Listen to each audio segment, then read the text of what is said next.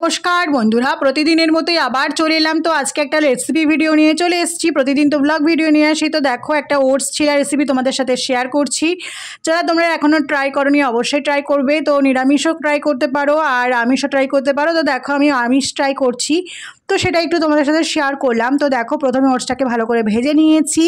নেওয়ার পরে 15 মিনিট জল দিয়ে ভিজিয়ে রাখবো। আর যারা যদি একজন খাও তাহলে হাফ কাপ ওটস নেবে, আর যদি দুজন খাও তাহলে 1 কাপ নেবে। এই ওটসটা কিন্তু অনেকটা সময় পেট ভরিয়ে রাখে। তো যাই হোক, দেখো সবজিগুলোকে কেটে কুটে গুছিয়ে নিয়েছি।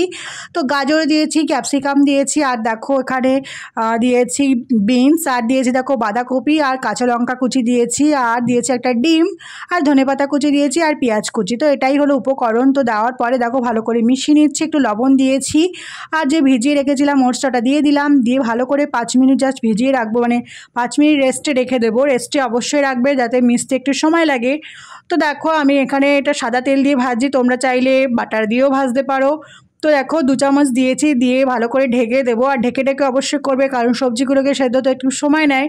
তো সেই জন্য তো দেখো ভালো করে ঢেকে দেবো। ঢেকে এপিট ওপিট ভেজে নামিয়ে নেব। তো এটা খেতে দারুণ লাগে, সসের সঙ্গেও ট্রাই করতে পারো, অথবা লিকার চা বা গ্রিন টি দিয়েও খেতে পারো। তো যাই হোক, এটা দেখো রেসিপি ছিল। তো কেমন লাগলো অবশ্যই কমেন্ট করে জানিও। আর যদি কোনো রেসিপি ভিডিও দেখতে চাও তাহলে অবশ্যই কমেন্ট করে জানিও। আর এটা খেতে খুবই সুন্দর লাগে।